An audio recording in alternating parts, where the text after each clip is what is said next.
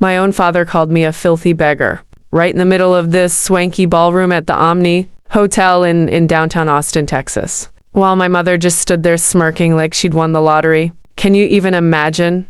The chandelier lights were sparkling off everyone's champagne glasses, and there I was, in my best black dress.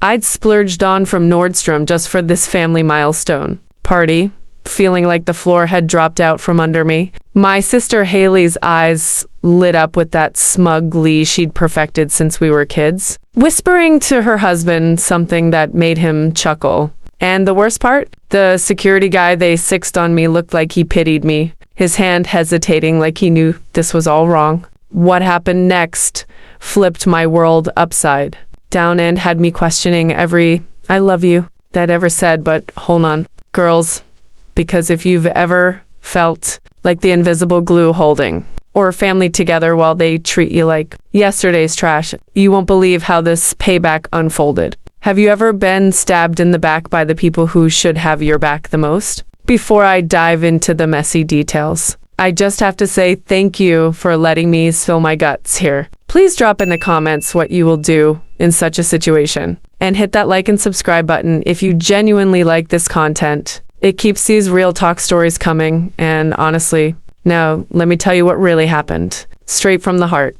Like we're gossiping over margaritas at a Tex-Mex spot in Austin. I'm Grace Mitchell, 38, living in a cozy suburb just outside Austin called Round Rock. You know, one of those places where everyone waves at their neighbors but secretly judges your yard work. I've got this marketing firm I built from scratch after ditching a soul-sucking corporate job that had me burning out faster than a cheap candle. Picture this: anxiety attacks in the office bathroom, juggling doctor visits for stress-related migraines, and scraping by on a paycheck that barely covered my student loans and rent. But I hustled. Girls' nights on my laptop while binge-watching true crime to stay awake, joining women's networking groups on Bumble, BFF, to build connections, because who has time for isolation? When you're chasing that girl boss dream, it paid off.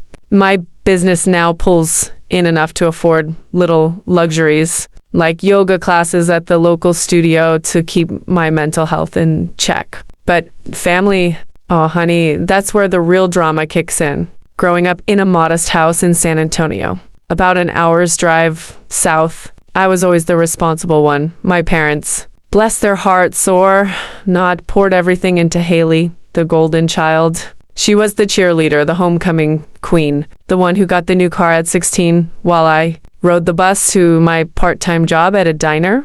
I'd send home money from my tips to help with bills, thinking it was just what you do for family. Fast forward to my 20s. I'm in Austin, grinding through college on scholarships and loans, dealing with that gender pay gap. Nonsense in entry-level gigs where guys with half my skills got promotions. Meanwhile, Haley's flitting around, dropping out of community college because it's not her vibe, and my parents are constantly hitting me up for cash. Just a loan, Gracie, Mom would say in that sweet tease pie voice. Haley needs it for her acting classes in Dallas. I'd wired the money, ignoring my own mounting credit card debt, because who wants to be the selfish daughter? By my 30s, it escalated. I'd married young, big mistake, ended in divorce after he cheated, leaving me with therapy bills and that post-breakup loneliness that hits like a truck. But I channeled it into my business, turning it into an LLC that consults for small brands across Texas. And guess who became the family bank? Me. I funded Dad's emergency roof repair on their San Antonio home. Turns out it was a fancy remodel with granite countertops. Paid for Haley's wedding in a vineyard outside Houston, complete with a string quartet and open bar, while I skipped my own bucket list trip to the Grand Canyon because family comes first. And the beach condo in Galveston? Oh, that was my investment in our future, they said. I put it under my LLC to save on taxes, handling the mortgage payments quietly so Dad could play the big provider at church barbecues, all while I'm navigating healthcare hassles, fighting insurance for coverage on my PCOS treatments, squeezing in mindfulness apps to cope with the stress of single parenting my fur baby, a rescue dog named Luna because real kids felt too risky with my chaotic life. But here's where the tension really builds, and I can feel my heart racing just thinking about it. For years, I'd bite my tongue at the favoritism. Haley's husband, Tyler, this slick real estate guy from Fort Worth, would joke at holidays about how I was the rich auntie. Bankrolling the fun, Mom. We'd laugh it off. But I'd see her exchange glances with Dad, like they were in on some secret. I'd wonder what they really thought of, and did they see me as the pushover? The one they could guilt into giving? My therapist said it was classic family dynamics, where the scapegoat carries the load while the entitled one skates by. But I kept giving, hoping for that validation. That "we're proud of you," Grace said never came. Instead, it was always "Haley's starting a boutique in Austin. Can you spot her the rent?" I'd do it, then lie awake at night, budgeting my own finances tighter, skipping girls' nights because who can afford wine when you're covering someone else's dreams? The inciting spark, their big family legacy bash at the Omni, was supposedly to celebrate Dad's retirement, but really it was Haley's show announcing her pregnancy. Toasting their perfect life, I'd quietly covered the bill, $8,000 for the ballroom, for catering with those fancy shrimp towers Mom insisted on, even flights for cousins from Madison, Wisconsin, all through my business accounts, disguised as client events to keep Dad's ego intact. He loved pretending it was his nest egg funding it all, strutting around like the patriarch, but I knew the truth. His pension from his factory job barely covered their cable bill. I'd set it up that way years ago. After they begged me not to embarrass them by revealing I was the real provider, walking into that lobby, my stomach was in knots. I'd driven from Round Rock in rush hour traffic, my mind swirling with work stress, a client pitch gone south, plus that nagging worry about my blood pressure from all the late nights. But I plastered on a smile, thinking this might be the night they finally acknowledge me. As soon as I approached the check-in table, Dad's face twisted. "What are you doing here?" he barked, loud enough for the valet outside to hear. Mom chimed in. "Grace, we told you, this is for close family only." Close family? I'd organized the guest list. Haley sidled up, her belly just starting to show, whispering, "You always make everything about you. Just go." The security guard shuffled over, mumbling apologies, while guests stared, cousins I'd flown in, aunts from Boise, Idaho, all whispering. What did they think? Probably that I was the dramatic one, the outsider crashing the party. My cheeks burned. It was like high school all over again. But with adult stakes, my reputation, my heart on the line, I didn't scream or beg. I just turned, heels clicking on the marble floor, and headed to my car in the underground garage. The humid Austin air sticking to my skin like regret. But as I sat there, engine idling, something snapped. Why was I always the one sacrificing? I'd missed therapy sessions to wire them money. Dealt with financial anxiety that had me up at 3 a.m. checking apps like Mint for budgeting tips. No more. I pulled out my phone, hands shaking, and started canceling. First, the catering poof, $5,500 reversed. Then Haley's baby moon tickets to Hawaii, booked on my corporate card gone. The condo's next mortgage payment, scheduled to stop. What would they say when the bills hit? Would Mom panic, realizing her book club spa days in Galveston were funded by me? Would Dad finally admit he wasn't the hero? By the time I got home to my quiet townhouse, my phone was blowing up. Texts from Haley, WTF. Grace? The hotel just called. Everything's canceled. Voicemails from Mom, tearful but accusatory. How could you do this to us? We are family. I ignored them, pouring a glass of wine and opening the folder I'd stashed away 2 years ago. Contingency plan, labeled in my Sharpie scrawl. Inside, every receipt, contract, wire transfer. The condo deed in my LLC's name.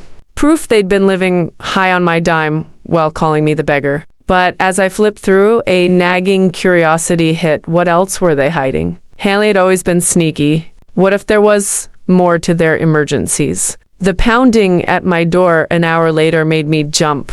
Through the peephole, Tyler, face red as a tomato. Shirt rumbled like he'd rushed over from the party. "Open up, Grace. You need to fix this now," he yelled, neighbors probably peeking out. I cracked the door. "Chain on." Strange how everything falls apart when the real payer pulls out, I said coolly. His eyes widened. Did he know? Had Haley told him I was the secret Santa all along? He stammered, "This is because they unindicted you." "Petty much?"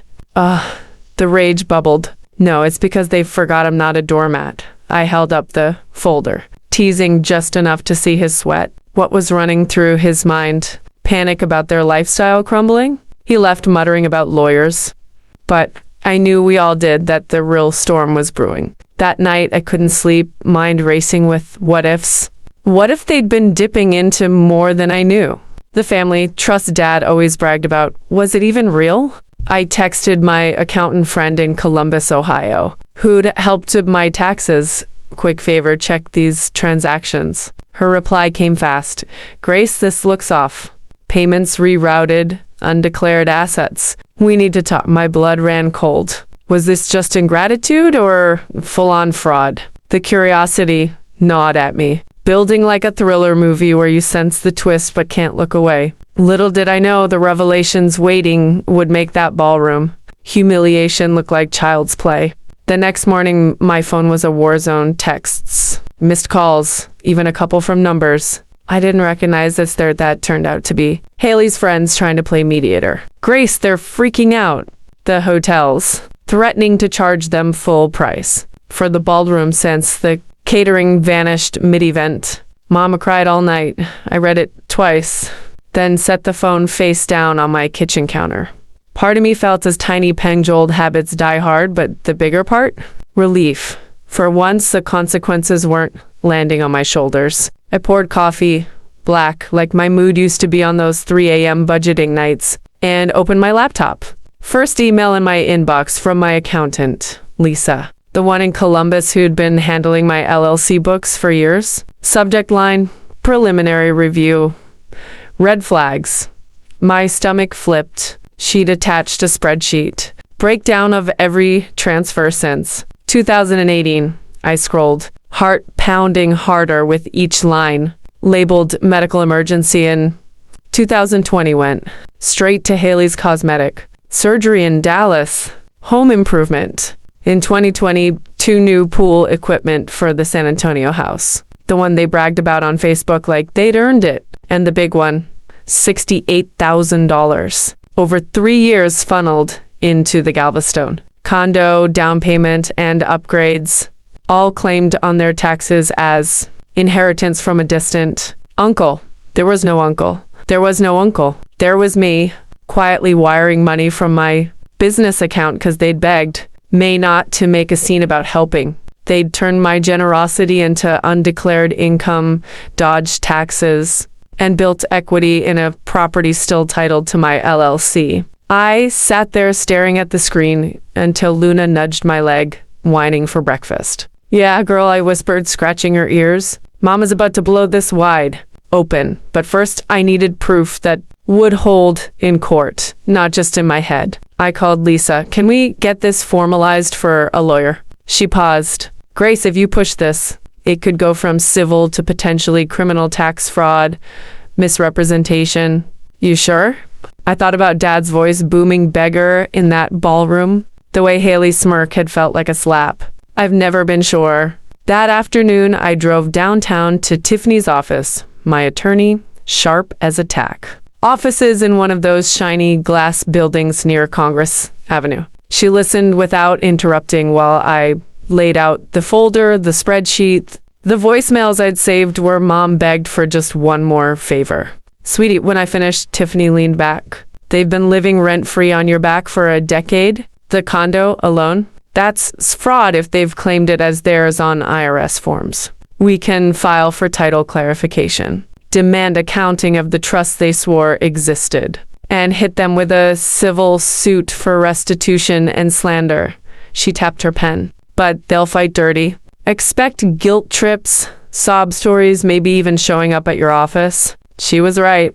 2 days later, Haley appeared at my Round Rock office unannounced, hair perfect, maternity dress, hugging her bump like she was on a magazine cover. My assistant gave me the heads up with wide eyes. I stepped into the conference room, arms crossed. Haley didn't sit. You're really doing this. Over money.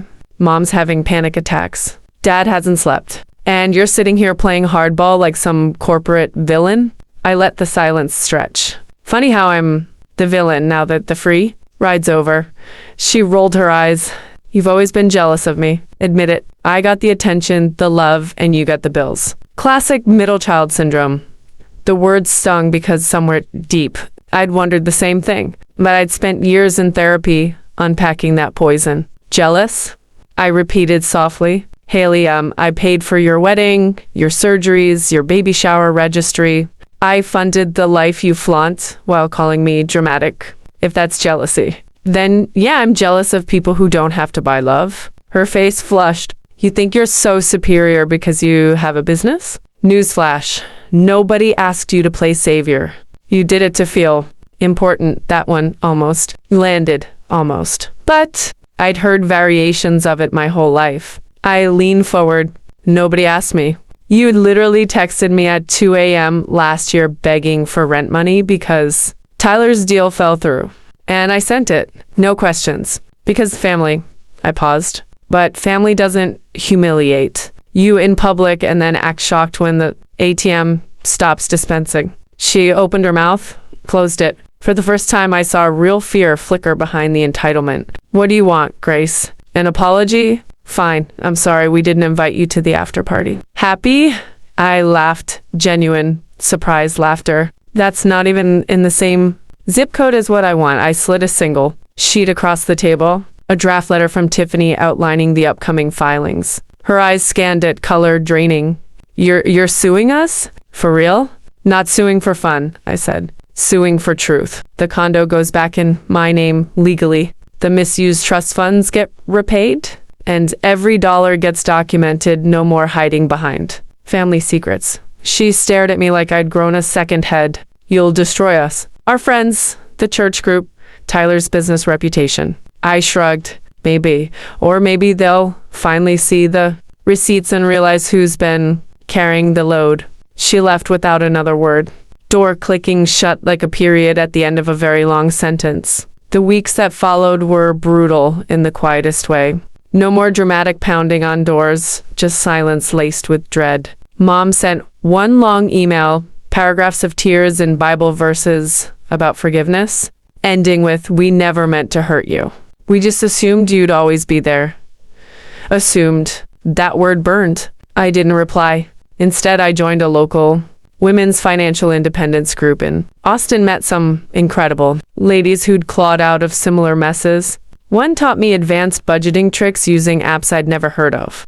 Another shared how she'd set ironclad boundaries after her own family tried to guilt her into co-signing loans. It felt like finally breathing after holding my breath for decades. Tiffany filed everything on a crisp Monday. See sand desist for the slander at the party. Quiet title action on the condo. Demand for accounting of the family trust. Within 48 hours, the process server confirmed delivery to their San Antonio house. I got a single text from Dad, the first direct message in months. We need to talk, please. I waited 2 days, then replied, lawyer's office. Thursday, 6 a.m. He showed up alone, hat in hand like an old Western. No bluster, no booming voice, just tired eyes and slumped shoulders. Tiffany sat beside me, silent but solid. Dad looked at me for a long beat. I didn't know how deep it went, he said quietly. Your mother. She handled the papers. I just signed where she told me. I felt the old urge to soften, to let him off the hook. But I'd learned that urge was a trap. You signed, I said. You called me a beggar in front of everyone we know. You let Haley treat me like dirt. Don't hide behind Mom now. He swallowed. I was ashamed of the pension, of not being able to provide like I used to. You were doing so well. It felt easier to let you carry it. Easier. There it was, the truth stripped bare. And calling me names? I asked. That made it easier too. He looked down. I'm sorry, Grace. I was wrong. We all were. Sorry. The word hung there. No excuses, no deflection. Just sorry. My throat tightened. I needed that years ago, I told him. But I'm not undoing the filings. The condo's mine now. The trust gets audited. You repay what you can, when you can. And we start over, if you want that, from honesty. No more secrets.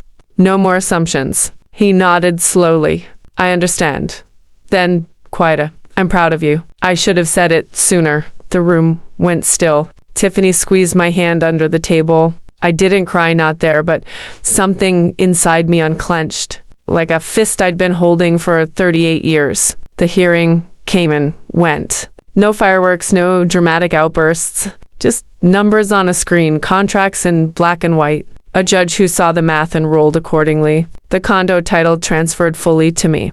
Restitution ordered $142,000 over 5 years. Manageable payments. No criminal charges. I didn't push for that. I wanted justice, not jail. Haley and Tyler quietly moved to a smaller rental in Fort Worth. Mom started a part-time job at a boutique first, one she'd had in decades. Dad sold the vintage truck he'd restored with my money and paid down some of the debt. 6 months later, I sold the Galveston condo. The market was kind. I walked away with enough to seed the Grace Mitchell Foundation small. Grants for women starting. Businesses without family safety nets. First recipient? A single mom from Madison, Wisconsin, who reminded me of myself at 25. I still live in Round Rock, still do yoga, still check my credit score obsessively, still hug Luna a little tighter on hard days. My phone stays quiet in the no emergency texts, no guilt trips. Sometimes I miss the noise, the illusion of belonging, but mostly I feel free. Here's what I've learned, girls, the hard way. Love isn't measured in dollars you hand over. It's measured in respect, in honesty, in showing up for each other without keeping score. Boundaries aren't mean, they're survival. And sometimes the kindest thing you can do for yourself and for them is to stop carrying people who refuse to walk beside you. If you're still here, thank you. Truly. Drop a comment if any of this resonated. Maybe you've set a boundary that felt impossible at first, or maybe you're thinking about one right now. Where are you listening from tonight? What's one thing you're proud of doing for yourself lately? I read every single one and it keeps me going. And hey, if you're loving these raw, real stories, hit subscribe. There's more where this came from. We're in this together. Talk soon. Love, you mean it.